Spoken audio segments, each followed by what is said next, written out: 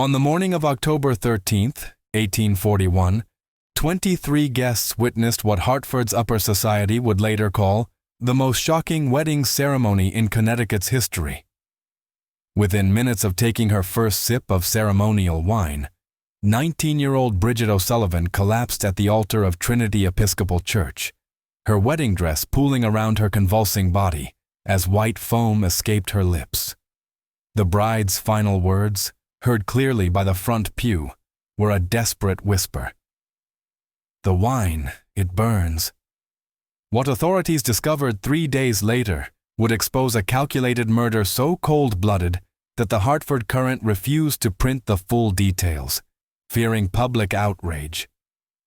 The killer sat among the wedding guests, watching every agonizing moment with the composure of someone who had planned each detail for months. Before we continue with the story of Elena Petton and the O.S. Sullivan family tragedy, we invite you to subscribe to our channel and tell us in the comments which state or city you're listening from. Your engagement helps us bring these forgotten American mysteries to light. The truth behind what happened that autumn morning reveals a web of social hatred, financial desperation, and maternal obsession that would reshape Hartford's elite society forever. Hartford in 1841 stood at the crossroads of old New England tradition and industrial progress. The Connecticut River carried steamboats loaded with goods from New York, while new factories sprouted along its banks, their smokestacks competing with church spires for dominance of the skyline. The city's population had swelled to nearly 13,000 souls, with Irish immigrants flooding in to work the mills and railroads that promised prosperity to anyone willing to labor from dawn to dusk. Among Hartford's established families, none commanded more respect than the Pettons. Elena Petton, 48 years old and widowed for 6 years, ruled over one of the city's most prominent households from her federal-style mansion on Prospect Street. The 3-story brick home with its perfectly manicured gardens and row-iron fencing served as a symbol of everything the old Connecticut elite represented: stability, tradition, and unquestionable social superiority. Elena had not been born into wealth. The daughter of a modestly successful Hartford merchant, she had married above her station when she wed Jonathan Peton in 1815. Jonathan, heir to a shipping fortune built during the War of 1812, had chosen Eleanor for her beauty and sharp intelligence rather than her pedigree. Their marriage had been a love match that scandalized some members of Hartford society. But Jonathan's success in expanding the family business into insurance and manufacturing had silenced most critics. Their only child, William, had been born in 1817 after 3 miscarriages that left Elena convinced he was a miracle. She devoted herself entirely to his upbringing, ensuring he received the finest education available. William attended Yale College, where he studied law and literature, returning to Hartford in 1839 to join his father's business interests. Tall and scholarly with his father's dark hair and his mother's penetrating gray eyes, William Peton was considered one of Hartford's most eligible bachelors. When Jonathan died suddenly of apoplexy in 1835, Elena found herself in control of an estate worth approximately $40,000, a fortune that made her one of the wealthiest women in Connecticut. She managed the family's investments with an iron hand, determined to preserve not only their wealth, but their social position. The Peton name opened doors throughout New England, and Eleanor intended to keep it that way.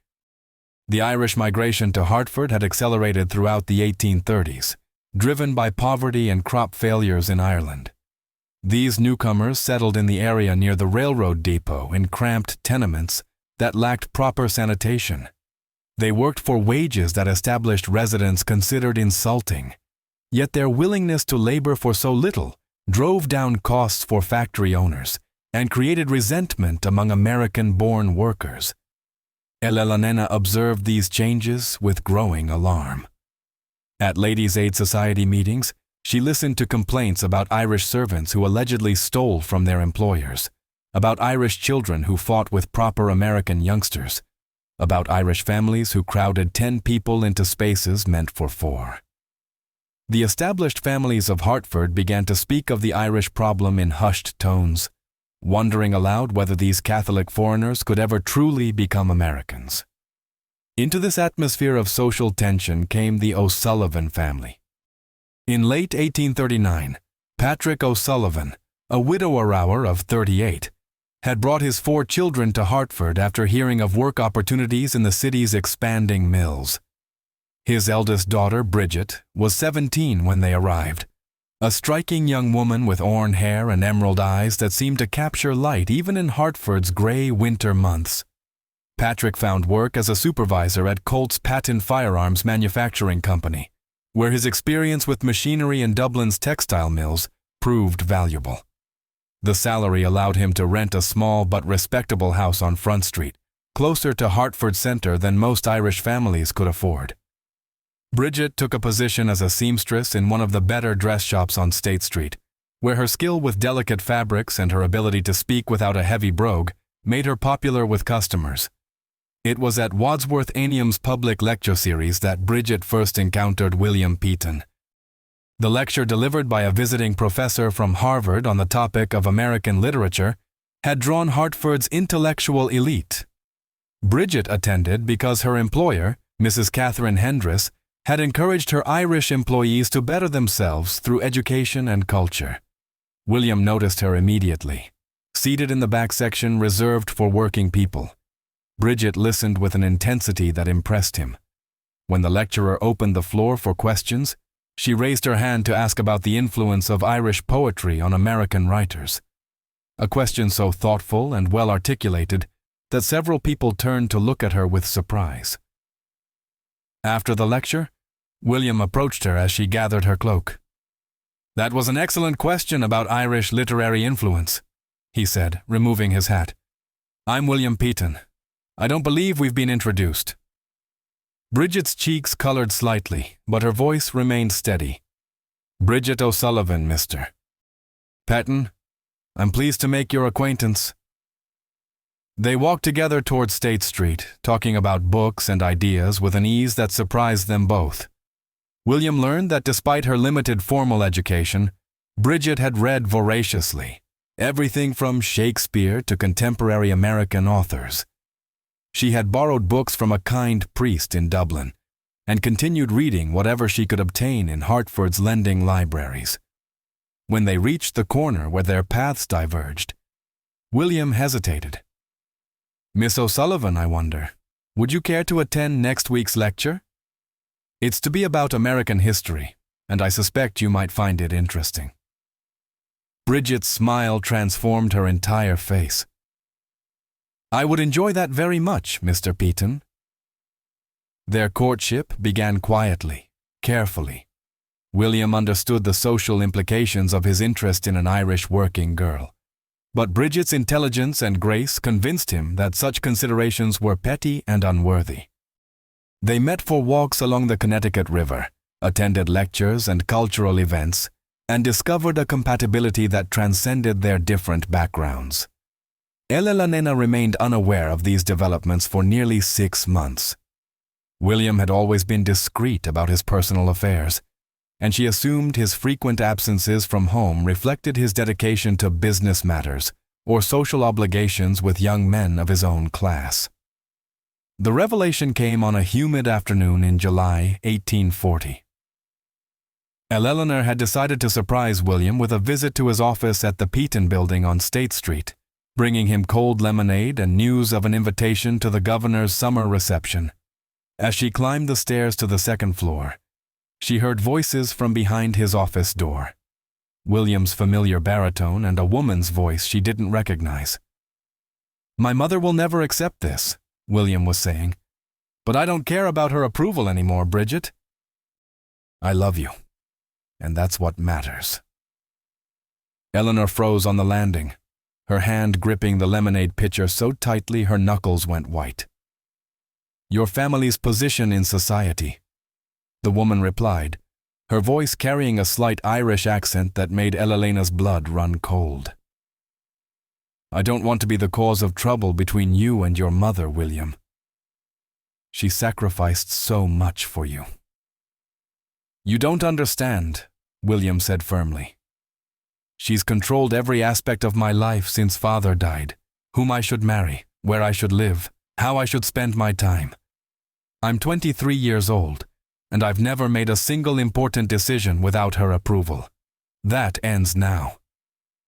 Elelanina pressed herself against the wall, her heart pounding so hard she feared they might hear it through the door. "When will you tell her about us?" the woman asked.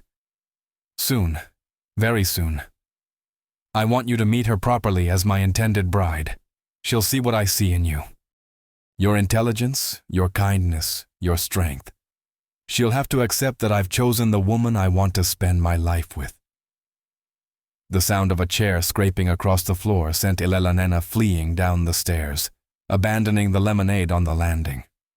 She reached her carriage in a state of near panic, ordering her driver to take her home immediately. During the brief ride to Prospect Street, her shock gave way to a rage so pure and consuming that she felt physically ill. An Irish girl. Her William, heir to the Peaton fortune and name, was planning to marry an Irish immigrant. Everything she had worked for, everything she had sacrificed and schemed to preserve, would be destroyed by this. This nobody, who had probably seduced her innocent son with calculated charm. That evening, William came home for dinner, appearing more cheerful than he had in months. Eleanor watched him carefully, noting the way he hummed under his breath while carving the roast, the satisfied smile that played at the corners of his mouth. She wanted to confront him immediately to demand an explanation, but her years of social maneuvering had taught her patience. She needed information before she could act effectively. "You seem in excellent spirits tonight, William," she said, keeping her voice light. "Do I? Well, I suppose I am. I've been thinking about making some changes in my life." "Important changes?" "Oh, what sort of changes?" William sat down his fork and looked directly at her. "Mother, I've met someone. A young woman of exceptional character and intelligence. I believe she might be the person I want to marry." Elena's hand trembled slightly as she reached for her water glass. "How wonderful, dear. Anyone I know?" "No, but I'm eager for you to meet her. Her name is Bridget O. Sullivan, and she's—" He paused, as if gathering courage. "She's from Ireland originally. Her family came to Hartford 2 years ago." The water glass slipped from Elena's fingers, shattering against her plate. "Oh, how clumsy of me," she said, rising to ring for the servants. "You said, 'Oh, Sullivan, an Irish family.'" "Yes, her father works at Colt's factory, and she's employed at Mrs. Hricks's dress shop." "Mother, I know what you're thinking." "But I'm not thinking anything, William." Eleanor interrupted, her voice carefully controlled. "I'm simply surprised. You've never mentioned this young woman before. I wanted to be certain of my feelings before discussing her with you, but I am certain now. I love her, Mother, and I intend to ask for her hand in marriage." Eleanor spent the remainder of the evening in her private sitting room, pacing the Persian carpet until she wore a visible path in the pattern. William's words echoed in her mind. He loved this Irish girl, intended to marry her. The implications struck her like physical blows. Marriage to an Irish immigrant would destroy William's social standing. The best families in Hartford would close their doors to him. His children would carry the stigma of their mixed heritage, neither fully accepted by the established elite, nor welcomed by the Irish community that would see them as traitors to their origins. More immediately threatening was the financial risk. If William married this girl, Elelanena would lose all influence over family affairs. As his wife, the Irish woman would have legal rights to the Peaton fortune. She might convince William to support her extended family, to make donations to Catholic causes, to invest in schemes that benefited immigrants at the expense of established American interests. Eleanor had not clawed her way from merchant-class origins to the pinnacle of Hartford society, only to watch an Irish peasant destroy everything she had built. She would not allow her family's wealth to be squandered on Catholic churches and Irish relatives. She would not see the Peyton name dragged through the mud by association with foreign poverty and superstition. Over the following weeks, Eleanor conducted a careful investigation of the O'Sullivan family. She learned that Patrick O'Sullivan was considered a reliable worker, but had been involved in labor discussions that some viewed as potentially subversive. Bridget was well regarded by her employer and customers, but several society matrons whispered about the impropriety of an Irish girl putting on airs above her station. Elalonina also discovered that the O'Sullivans attended Mass at Holy Trinity Church, the Catholic institution that many Protestant Hartford residents viewed with suspicion and distrust. The thought of her grandchildren being raised as Catholics owing allegiance to a foreign pope filled her with horror. As summer turned to autumn, William's relationship with Bridget deepened. He brought her to a few public events, introducing her to his friends with obvious pride and affection. Elalonina watched from a distance as Hartford society reacted with polite surprise that quickly gave way to whispered speculation. The breaking point came in early September when William announced his intention to formally propose. "I've spoken with Mr. Rose Sullivan," he told his mother over breakfast. "He's given his permission for me to ask for Bridget's hand. I plan to propose this evening." Elalonina set down her coffee cup with deliberate care. "William, I must ask you to reconsider this decision.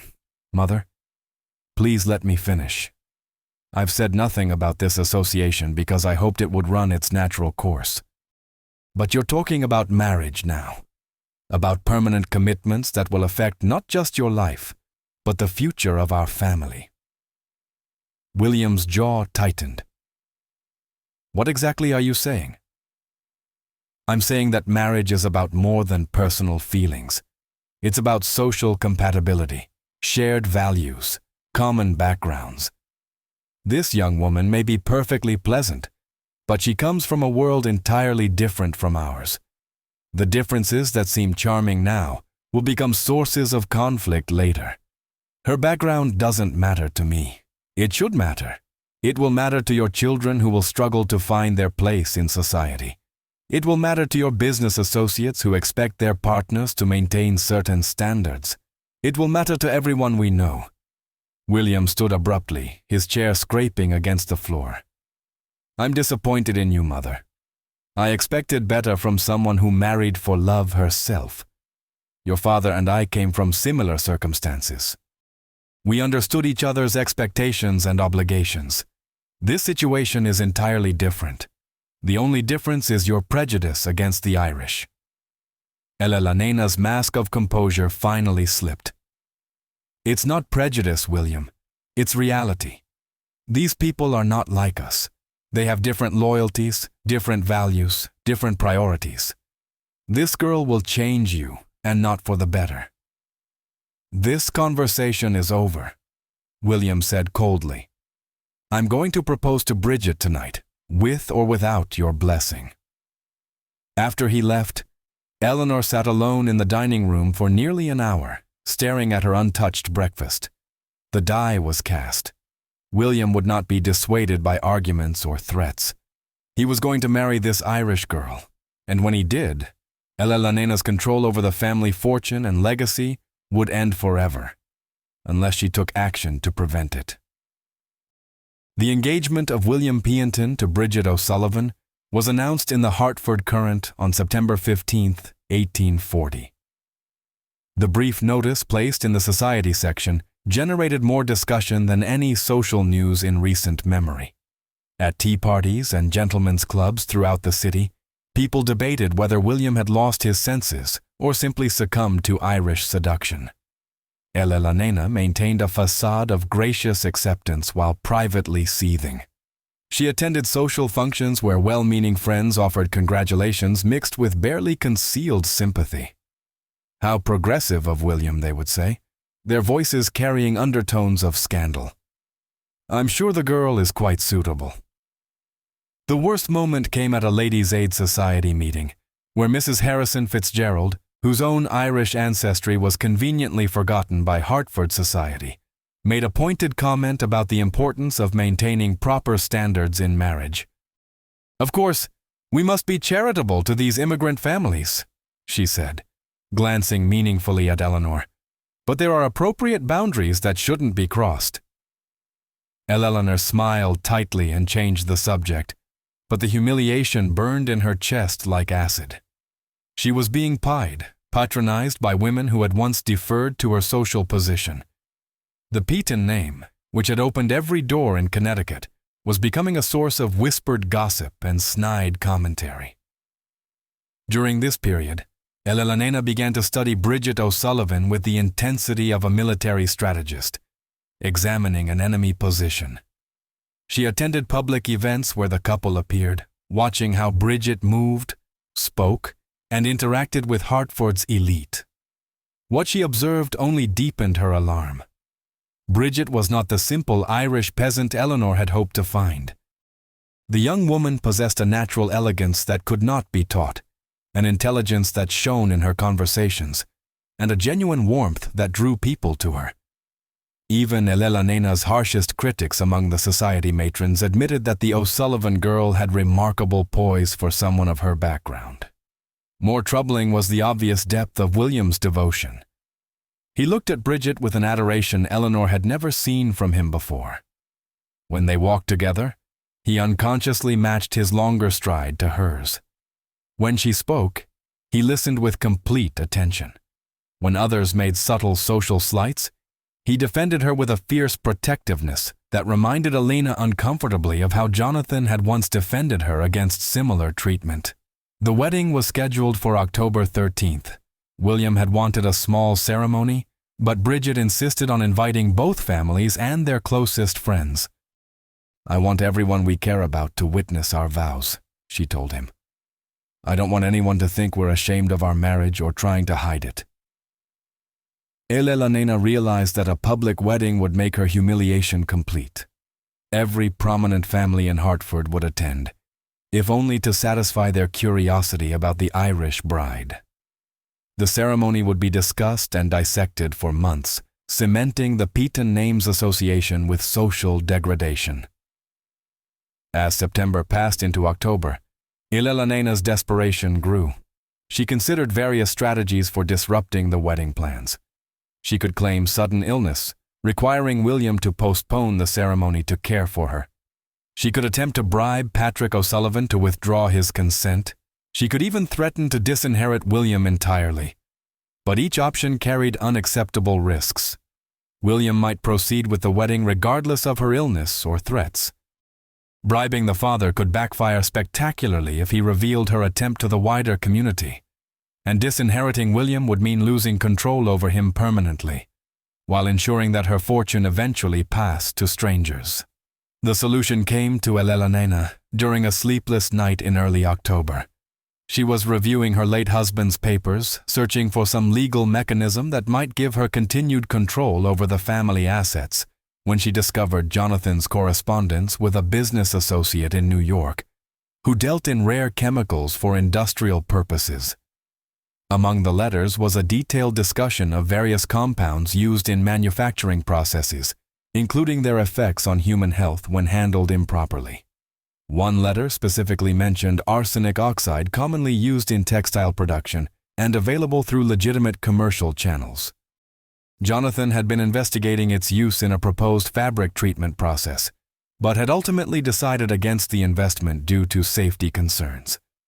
The letter included precise information about the compound's properties, its appearance, white crystalline powder that dissolved easily in liquids, its taste, virtually undetectable when mixed with strong flavors, and its effects, rapid onset of symptoms that mimicked various common ailments. Most importantly, the correspondent noted that arsenic oxide was difficult to detect without sophisticated chemical analysis, procedures that were rarely performed in cases of sudden illness. Eleanor read the letter 3 times, her heart racing as the implications became clear.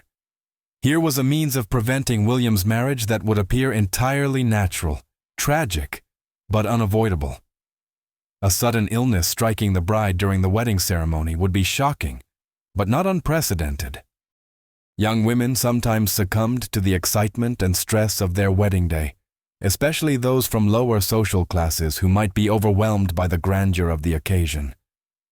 The plan crystallized with shocking clarity. Elena would need to obtain arsenic oxide through her late husband's business contacts, claiming she was continuing his investigation into industrial applications. She would need to find an opportunity to administer it during the wedding ceremony, when all attention was focused on the bride and groom, and she would need to ensure that her own behavior appeared completely natural, that of a concerned mother-in-law witnessing a tragedy. On October 8th, 5 days before the wedding, Elena visited the offices of Hartwell Chemical Supply in New York City. She took the train early in the morning, dressed in her most respectable traveling clothes, and carrying Jonathan's business correspondence as credentials. Mr. Hartwell, a thin man with nervous hands and wire-rimmed spectacles, remembered Jonathan favorably. A cautious businessman, he told Eleanor, always concerned about safety and proper procedures. "How may I assist you, Mrs. Patton?" Eleanor explained that she was settling her late husband's affairs and wanted to complete his investigation into textile treatment processes. She produced Jonathan's letters and spoke knowledgeably about the proposed applications, having spent days studying the technical details. Arsenic oxide. "Yes," Hartwell said, consulting his records. "Your husband was interested in its use for fabric preservation. Are you planning to proceed with the investment?" "I'm still evaluating the commercial potential," Elena replied smoothly. "But I'd like to conduct some preliminary tests to better understand the compound's properties. Could you provide a small sample for experimental purposes?"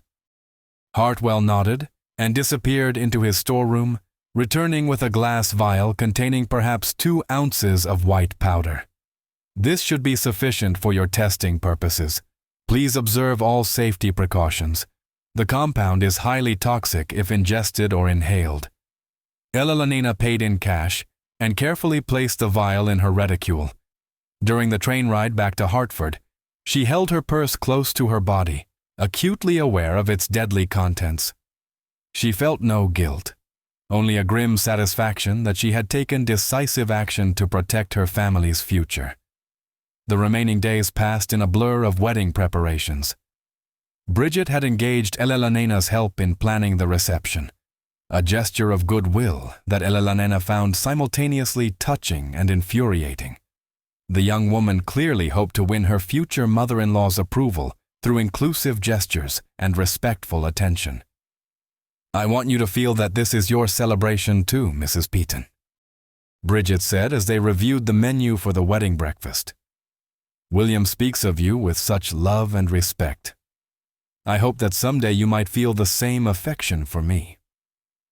Eleanor managed to smile and nod appropriately, all while calculating exactly how much arsenic oxide would be required to ensure a swift but apparently natural death. Too little might cause illness without achieving her goal. Too much might create obvious symptoms that would raise suspicions.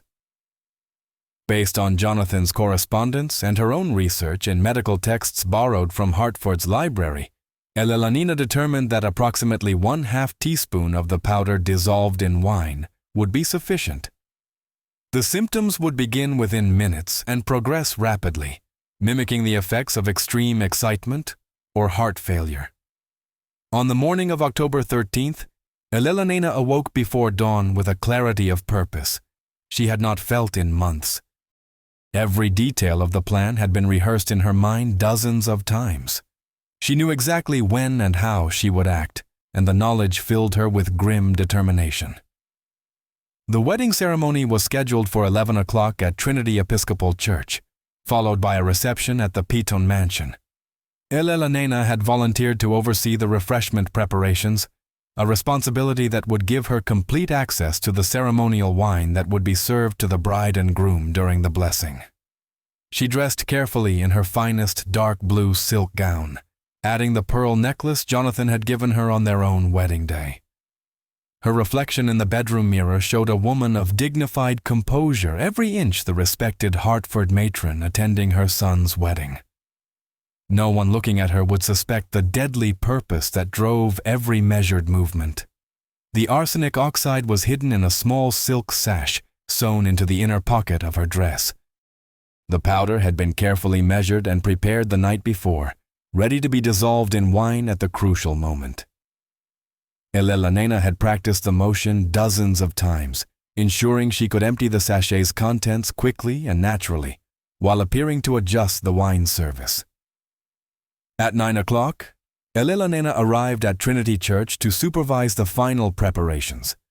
The Gothic Revival building, with its soaring spire and stained glass windows, had been decorated with autumn flowers and ribbons in shades of gold and burgundy.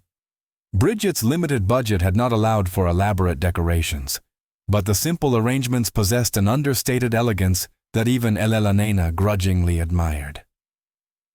Father Matthews, the elderly Episcopal priest who would officiate, greeted Elena with respectful warmth. "Mrs. Patton, how lovely to see you. I understand you've been instrumental in organizing today's celebration." "It's my pleasure, Father," Elena replied smoothly. "This is such a joyous occasion for our family." She moved efficiently through the church, checking flower arrangements and supervising the placement of chairs for the reception. Her true focus, however, was on the communion table where the ceremonial wine would be placed. The heavy silver chalice, a wedding gift from Eleanor to the couple, sat ready for the blessing that would follow the exchange of vows. The wine itself was stored in the church vestry, along with the other refreshments that would be served after the ceremony. Elena had specifically requested that a bottle of their finest French vintage be opened for the occasion, explaining to Father Matthews that she wanted William and Bridget to begin their marriage with the best of everything. At 10:30, the first guests began arriving. Elena positioned herself near the church entrance, greeting each arrival with perfect social grace. She watched Patrick O'Sullivan escort his 3 younger children to their seats, noting how the man had clearly spent considerable money on new clothes for the occasion.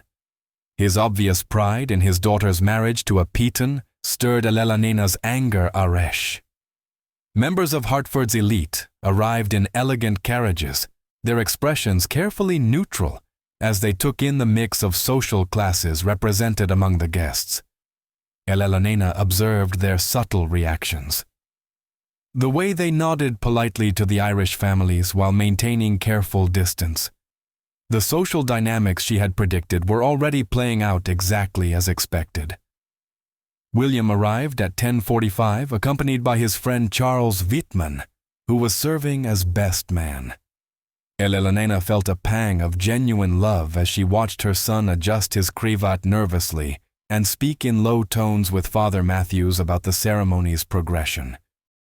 He looked handsome and happy, blissfully unaware that his mother was about to save him from the greatest mistake of his life.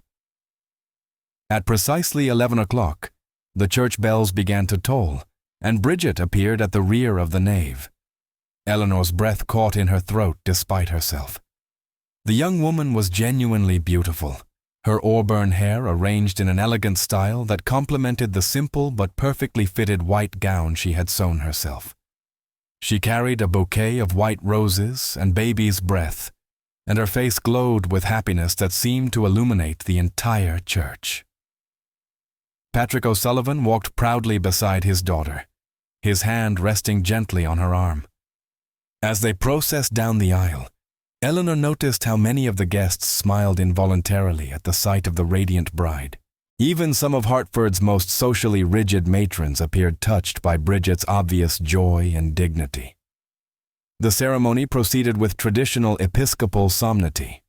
Father Matthews spoke about the sacred nature of marriage, the importance of mutual respect and devotion, and the blessings that awaited couples who built their union on firm spiritual foundations. William and Bridget exchanged vows in clear, confident voices, their eyes never leaving each other's faces. Elena watched from the front pew, her hand resting over the hidden sachet of poison. Soon, she told herself, Very soon this travesty would be over, and William would be free to make a proper marriage with someone of his own class and background. Following the exchange of rings, Father Matthews moved to the communion table to begin the blessing of the wine. This was Elena's moment. She rose from her seat with practiced grace and approached the altar ostensibly to assist with the ceremonial service as mother of the groom. "Allow me to help prepare the wine, Father," she said quietly, moving to stand beside the silver chalice. The priest nodded appreciatively and turned to address the congregation about the significance of sharing wine as a symbol of the couple's new union. While he spoke, Elena's fingers found the sachet in her dress pocket. With movements perfected through countless rehearsals, she emptied the white powder into the chalice and used a silver spoon to stir it gently into the deep red wine. The arsenic oxide dissolved completely, leaving no trace of its presence. The wine maintained its rich color and would taste no different than before, at least not to someone drinking it in the emotional excitement of their wedding day. Father Matthews completed his remarks and lifted the chalice ceremonially. "William and Bridget, please step forward to share the wine of commitment, symbolizing your promise to support each other through all of life's joys and sorrows." Elena returned to her seat, her heart pounding so hard she feared others might hear it. William and Bridget approached the communion table, their hands joined and their faces radiant with happiness. Everything was proceeding exactly according to plan. Father Matthews offered the chalice first to William, who took a small sip and passed it to his bride. Bridget accepted the chalice with both hands, smiled lovingly at her new husband, and raised the wine to her lips. Elena watched with terrible fascination as Bridget drank deeply from the poisoned chalice. The young woman's face showed nothing but joy and gratitude as she completed the ceremonial sip and returned the cup to Father Matthews. The deadly dose had been consumed. Now it was simply a matter of waiting for the arsenic to take effect. The wedding party processed from the altar amid the warm applause of the assembled guests. Elena joined the receiving line at the church entrance, accepting congratulations and compliments about the beautiful ceremony with mechanical pleasantness. Her entire attention was focused on Bridget, watching for the first signs that the poison was beginning to work. According to Elena's research, arsenic oxide typically began affecting its victims within 15 to 30 minutes of consumption. The initial symptoms would be subtle, perhaps a slight pallor, some difficulty breathing, or minor stomach discomfort. These early signs would be easily attributed to wedding day excitement and nerves. As the minutes passed, Elena began to feel a growing anxiety. Bridget appeared completely normal, chatting vivaciously with well-wishes and laughing at her new husband's jokes. Her cheeks remained pink with happiness. Her breathing was regular, and she showed no signs of distress whatsoever. 25 minutes after consuming the poisoned wine, Bridget was still greeting guests with undiminished energy. Eleanor felt the first stirrings of genuine panic. Had she miscalculated the dosage? Was the compound she had obtained somehow defective? Or was this Irish girl possessed of an unusually strong constitution that could resist the poison's effects? The wedding party began moving toward the Peaton mansion for the reception breakfast. Elena walked alongside Father Matthews, making polite conversation while internally screaming with frustration. Her carefully planned murder was failing, and she had no backup strategy for dealing with this catastrophic development. At the mansion, the guests gathered in the main drawing room and adjoining dining room, which had been decorated with more autumn flowers and set with Elena's finest china and crystal. A lavish breakfast spread awaited the party. Fresh oysters from Long Island Sound, roasted fowl, delicate pastries, and several bottles of champagne for toasting the new couple. Eleanor moved through her duties as hostess with increasing desperation.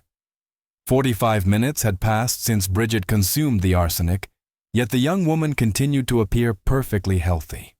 She had removed her gloves, and was accepting congratulations from Hartford's social elite with remarkable poise, showing no trace of the symptoms Elelanina had expected to see by now. "Mrs. Petton," said Mrs. Harrison Fitzgerald, approaching with a glass of champagne in hand.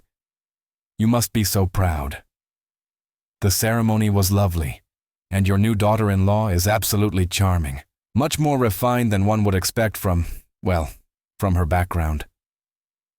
Elelanena forced a smile.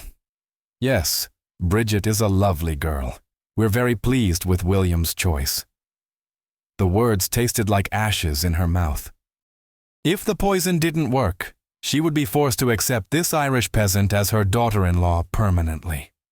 The O'Sullivan family would become part of the Peaton legacy, their Catholic traditions and immigrant connections forever linked to Elelanena's carefully cultivated reputation. Just when we thought we'd seen it all, the horror in Hartford intensifies. If this story is giving you chills, share this video with a friend who loves dark mysteries. Hit that like button to support our content, and don't forget to subscribe to never miss stories like this. Let's discover together what happens next. As the breakfast progressed, Eleanor found herself studying Bridget with obsessive intensity. The young woman moved from group to group with William, accepting good wishes and engaging in animated conversations about their wedding trip to New York City. Her appetite appeared normal. She ate delicate portions of the food with obvious enjoyment and drank 2 glasses of champagne without any apparent ill effects. 1 hour after the poisoning, Bridget showed no symptoms whatsoever. Eleanor excused herself from the reception and retreated to her private study, closing the door behind her with barely controlled violence. She had risked everything on this plan, and it was failing spectacularly. The arsenic oxide had either been ineffective or insufficient to accomplish its purpose. But as Eleanor paced the length of her study, trying to formulate an alternative strategy, she heard commotion from the drawing room. Voices were raised in concern, and someone was calling for Dr. Harrison to be summoned immediately. Elena's heart leaped with renewed hope. Perhaps the poison was simply slower to take effect than her research had indicated. She composed her features into an expression of maternal concern and hurried back to the reception. What she found exceeded her most optimistic expectations. Bridget was seated in Elena's best wing-back chair, her face pale and drawn. She was breathing rapidly and had one hand pressed to her stomach, while William knelt beside her chair, looking frantic with worry. "I don't understand what's happening," Bridget was saying in a weak voice. "I felt perfectly fine just a moment ago, and then suddenly—" "What are her symptoms?" asked Dr. Harrison, who had been among the wedding guests and had responded immediately to the summons. "Stomach pain, nausea, and difficulty breathing." William replied, his voice tight with anxiety. "She says she feels like her throat is burning." Dr. Harrison, a distinguished man in his 60s, who had served Hartford's elite families for decades, immediately began examining Bridget. He checked her pulse, looked into her eyes, and asked detailed questions about when the symptoms had begun and how they were progressing. Elena moved closer, feigning maternal concern while internally celebrating the poison's delayed but apparently effective action. "Dr. Harrison, is there anything we can do? Should we move her upstairs where she might be more comfortable?" "No, don't move her yet," the doctor replied grimly. "Mrs. Peaton, I need you to send someone immediately to my office for my medical bag and have your cook prepare a strong mixture of salt water, as much as the patient can drink." As Eleanor dispatched servants on these errands, she noticed that Bridget's condition was deteriorating rapidly. The young woman's breathing had become labored, and beads of perspiration dotted her forehead despite the cool October air. Her hands trembled as she gripped the arms of the chair, and when she tried to speak, her voice came out as barely more than a whisper. "The wine," Bridget managed to say, looking directly at Eleanor with eyes that seemed unnaturally bright. The wine at the church. It tasted strange. Eleanor's blood turned to ice. Had Bridget somehow detected the poison's presence? Or was this simply the confused rambling of someone whose mind was being affected by arsenic toxicity? "What do you mean, dear?" Eleanor asked, keeping her voice steady. "The wine was from our finest vintage. Perhaps you're simply overwhelmed by all the excitement of the day." But Dr. Harrison had gone very still at Bridget's words. He looked up sharply, his experienced eyes moving from the bride to Eleanor, and back again. "Mrs. Peaton," he said carefully. "Exactly what wine was served during the ceremony?" "French vintage from our private cellar," Eleanor replied. "The same wine we've served at family celebrations for years." "Surely you don't think?" "I think, Doctor," Harrison interrupted, "that we may be dealing with something more serious than wedding day nerves."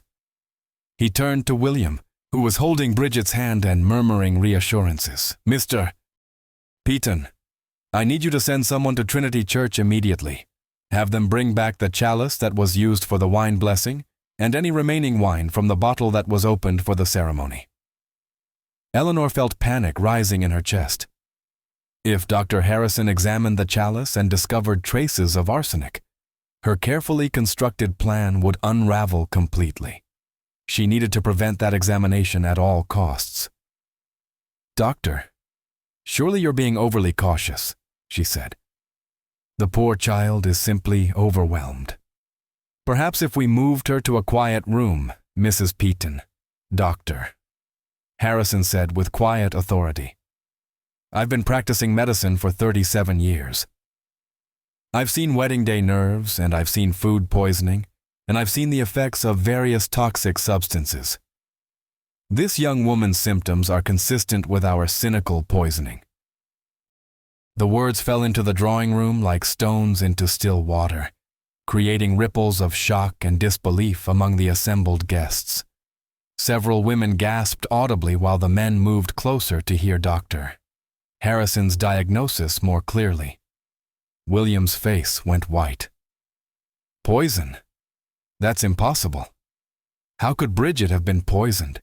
She's eaten and drunk nothing that wasn't served to everyone else. Not everyone else drank from the ceremonial chalice." Dr. Harrison pointed out grimly. "Only the bride and groom shared that wine. And you, Mr. Peaton, show no symptoms of distress." Eleanor realized with growing horror that the doctor was systematically eliminating other possible sources of poisoning, focusing inevitably on the one moment when Bridget had consumed something different from the other guests. Her mind raced frantically, searching for some way to deflect suspicion. "Perhaps the arsenic came from somewhere else entirely," she suggested desperately. "These old buildings sometimes have lead pipes or other sources of contamination." But even as she spoke, Eleanor could see that doctor. Harrison wasn't convinced. His sharp eyes were studying her with an intensity that made her feel exposed and vulnerable. Behind his professional demeanor, she could sense a growing suspicion that chilled her to the bone. Meanwhile, Bridget's condition continued to worsen. Her breathing had become increasingly labored, and she was now struggling to remain conscious. The bright flush in her cheeks had given way to an alarming pore, and when she tried to speak, only incoherent whispers emerged. "We need to get her to my office immediately, Doctor," Harrison declared. "Mr. Peaton, can your carriage accommodate a stretcher? Time is critical if we're going to save her life." The word "save" hit Eleanor like a physical blow. She had assumed that once the arsenic took effect, Bridget's death would be swift and irreversible. The possibility that medical intervention might prevent the poison from completing its work had never occurred to her. As William organized transportation to Dr. Harrison's office, Eleanor found herself trapped between desperate hope that Bridget would die before reaching medical help and growing terror that the young woman might survive to identify her poisoner. If Bridget lived, and if Dr. Harrison's suspicions continued to develop, Elena could face charges of attempted murder. The thought of standing trial before Hartford's legal establishment, of having her reputation destroyed and her freedom taken away, filled Eleanor with a panic more intense than anything she had ever experienced. Everything she had worked for, everything she had sacrificed to achieve, would be lost forever. The journey to Dr. Harrison's office took place in grim silence, with Bridget's condition deteriorating further during the short carriage ride. By the time they arrived at the doctor's practice on Main Street, she was barely conscious, and her breathing had become so shallow that William feared she might die before receiving treatment. Dr. Harrison's office occupied the ground floor of a substantial brick building with examination rooms, a small surgery, and a dispensary where he prepared medications for his patients. Elena had visited the office several times over the years for routine ailments, but she had never seen it transformed into the scene of desperate medical intervention that greeted them now. The doctor immediately began administering treatments designed to counteract arsenic poisoning. He forced salt water down Bridget's throat to induce vomiting, hoping to eliminate any poison that remained in her stomach. When that proved insufficient, he prepared a mixture of milk and egg whites, explaining to William that these substances might help absorb toxins in the digestive system. Elena watched these proceedings with mounting anxiety. Each treatment that Dr. Harrison administered increased the possibility that Bridget might survive, and survival would mean exposure for Elena. She found herself in the horrifying position of hoping for a young woman's death while maintaining the appearance of a concerned mother-in-law. "Mr. Peaton, doctor," Harrison said during a brief pause in his treatments. "I sent my assistant to Trinity Church to retrieve the ceremonial chalice. He should return shortly with evidence that will help us understand exactly how your wife was poisoned." Elena's hands clenched involuntarily at her sides. The chalice would contain residual traces of arsenic that would confirm Dr. Harrison's diagnosis beyond any doubt. Once he had physical proof of poisoning, his investigation would naturally focus on who had access to the wine and opportunity to administer the toxin. The assistant arrived 20 minutes later, carrying the silver chalice wrapped in a clean cloth, along with the bottle that had contained the ceremonial wine. Dr. Harrison examined both items carefully using chemical tests that Elena had not known existed. "As I suspected," he announced grimly, "there are clear traces of arsenic compounds in this chalice, and the remaining wine shows similar contamination. This was not accidental poisoning. Someone deliberately added a substantial quantity of arsenic to the wine that was served to the bride." William stared at the doctor in shock. "You're saying someone tried to murder my wife? But who would do such a thing? Bridget has no enemies in Hartford." Dr. Harrison's eyes moved slowly around the room, taking in the faces of everyone present. When his gaze settled on Elena, she felt as though he could see directly into her guilty soul. "The question, doctor," Harrison said carefully, "is who had access to the ceremonial wine between the time it was prepared and the time it was consumed." Eleanor forced herself to speak calmly. Surely any number of people could have tampered with the wine: church staff, members of the wedding party, even random individuals who might have entered the building. "Perhaps, doctor," Harrison replied, "but arsenic oxide is not a common substance. Obtaining it would require specialized knowledge and connections to chemical suppliers. This was not a crime of opportunity. It required careful planning and deliberate preparation. The net was closing around Eleanor with terrifying speed." Dr. Harrison's methodical approach to the investigation was systematically eliminating alternative explanations and focusing attention on those who possessed both motive and means for the crime.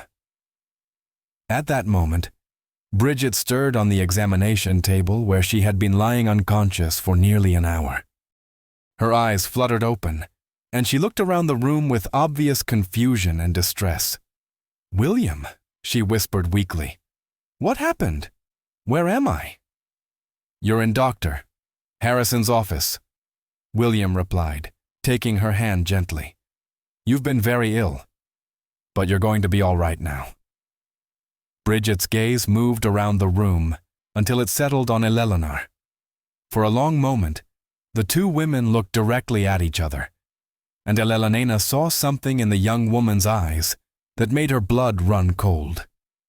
"I remember now," Bridget said softly. "The wine?" "There was something wrong with the wine." "Doctor?" Harrison leaned forward intently. "What do you remember about the wine, Mrs. Peaton? It had a strange taste, not bitter exactly, but different." And I remember seeing Bridget paused, her brow furrowing with the effort of recollection. I remember seeing someone near the chalice during Father Matthews's blessing, someone who shouldn't have been there. Eleanor felt the walls of the room closing in around her. Bridget's memory was returning, and with it would come the identification that would destroy Elena's life forever. "Who did you see, dear?" "Doctor," Harrison asked gently. Bridget's eyes moved to Elena again, and this time there was no confusion in her gaze. "Mrs. Peaton, I saw her stirring something into the wine while Father Matthews was speaking to the congregation." The accusation fell into the room like an explosion. William stared at his mother in shock and disbelief while Dr. Harrison nodded grimly as if his suspicions had been confirmed. "Mother," William said in a voice barely above a whisper, "tell me this isn't true. Tell me you didn't try to murder my wife." Elena felt the last vestiges of her carefully constructed facade crumbling away. The game was over. The truth was out, and there was no longer any point in pretending innocence. "She would have destroyed everything," Elena said quietly, her voice carrying a strange sense of relief at finally speaking the truth. "Your social position, the family reputation, our financial security, everything we've worked for would have been lost to an Irish immigrant who seduced you with her foreign charm." William stepped back from his mother as if she had struck him. "You tried to kill the woman I love because of her ancestry. I tried to save you from making the greatest mistake of your life," Elena replied, with growing defiance. "That girl will drag the Peaton name through the mud of Irish politics and Catholic superstition. Your children would have been outcasts, neither accepted by proper society nor welcomed by the immigrant community that would see them as traitors." "Those children would have been your grandchildren," William said, his voice breaking with emotion. "They would have been half-Irish mongrels with divided loyalties and no place in respectable society." Eleanor snapped. "I would rather see the Peaton line end entirely than watch it be polluted by foreign blood and alien traditions."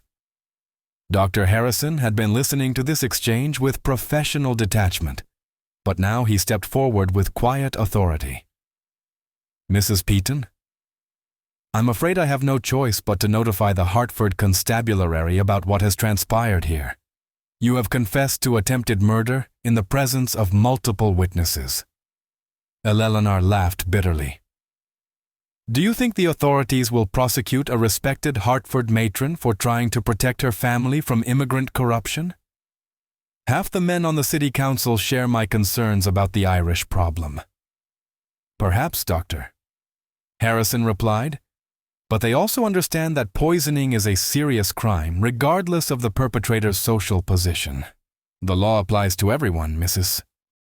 Peaton, even wealthy widows who believe their prejudices justify attempted murder."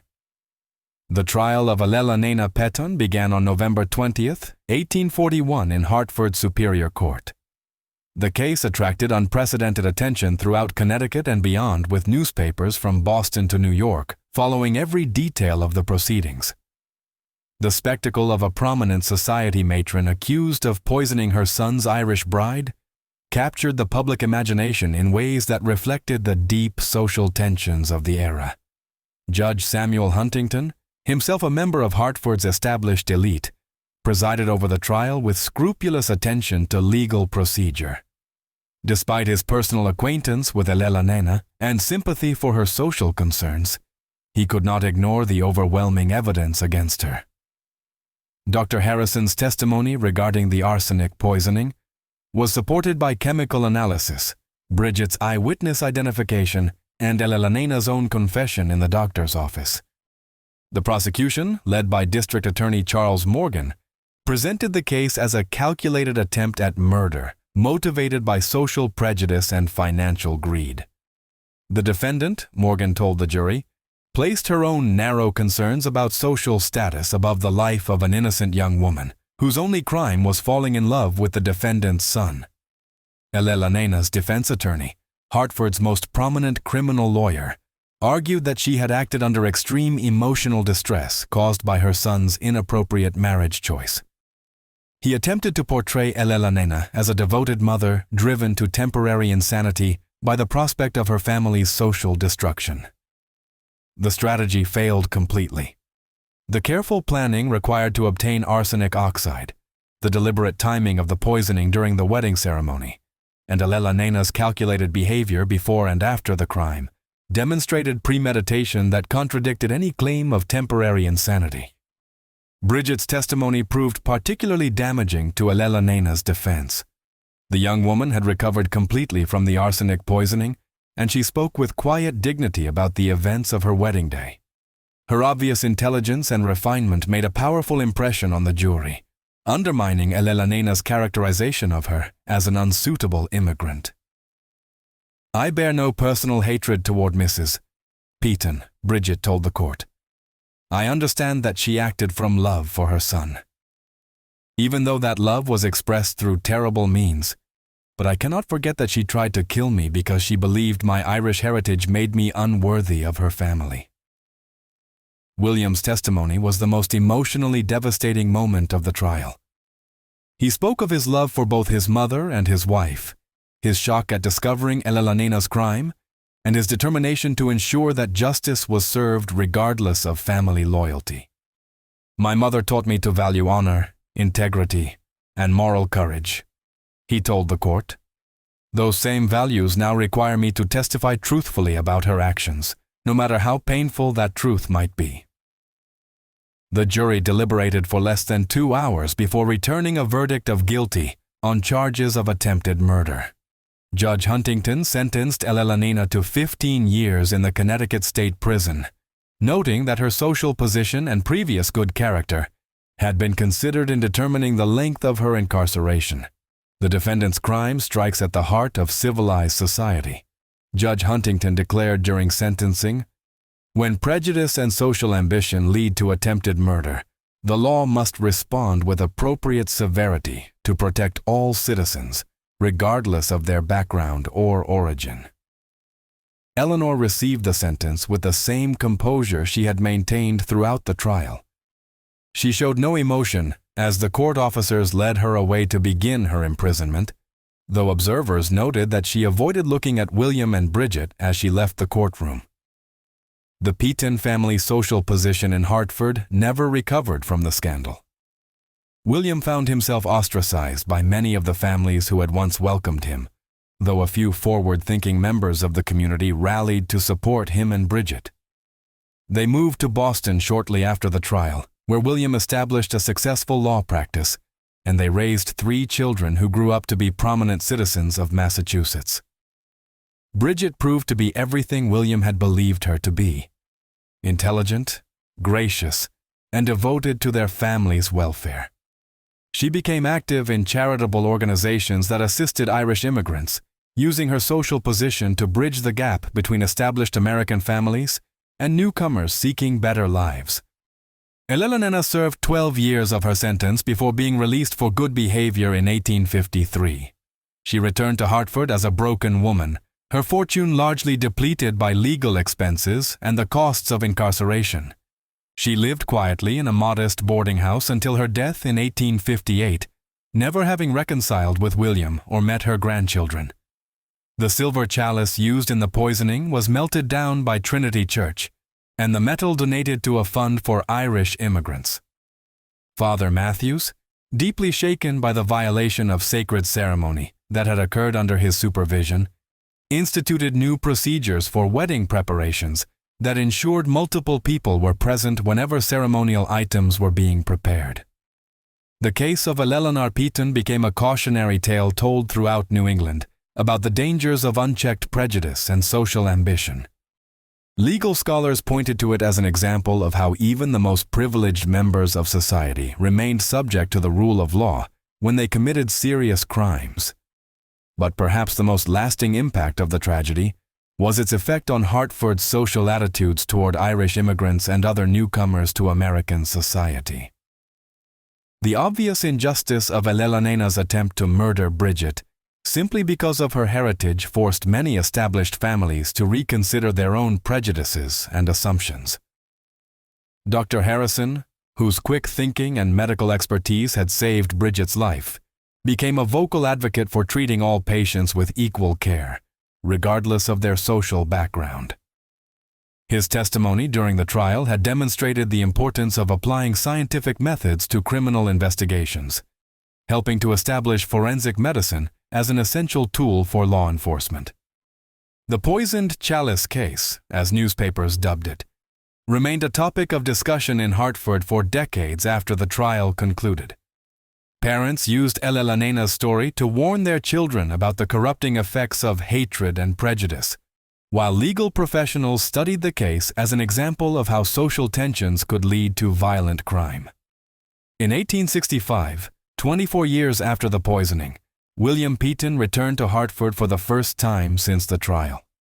He was accompanied by Bridget and their 3 children, coming to visit his father's grave and to show his family the city where he had grown up. Old residents who remembered the scandal were struck by the obvious happiness and success of the couple whose marriage had nearly ended in murder. Bridget, now a matron of 43 with gray threading through her auburn hair, stood beside her husband at Jonathan Peyton's gravestone. She had never spoken publicly about forgiving Eleanor, but those who watched her pray silently at the cemetery understood that she had found peace with the traumatic events of her wedding day. The Hartford Courant, which had covered the original trial extensively, published a brief notice of the family's visit. The final paragraph of that article captured the ultimate irony of Eleanor's crime. The union that was nearly destroyed by poison has instead flourished into one of New England's most respected families, proving that love and character triumph over prejudice and hatred. This mystery shows us how fear and prejudice can drive even respectable people to commit unthinkable acts, and how the courage to stand up for justice can overcome even the deepest social divisions. What do you think of this story? Do you believe that social tensions could still drive someone to such desperate measures today? Leave your comment below and share your thoughts about Eleanor's motivations and ultimate fate. If you enjoyed this tale and want more historical mysteries like this, subscribe, hit the notification bell, and share with someone who loves dark stories from America's past. See you in the next video, where we'll explore another forgotten chapter of our nation's hidden history.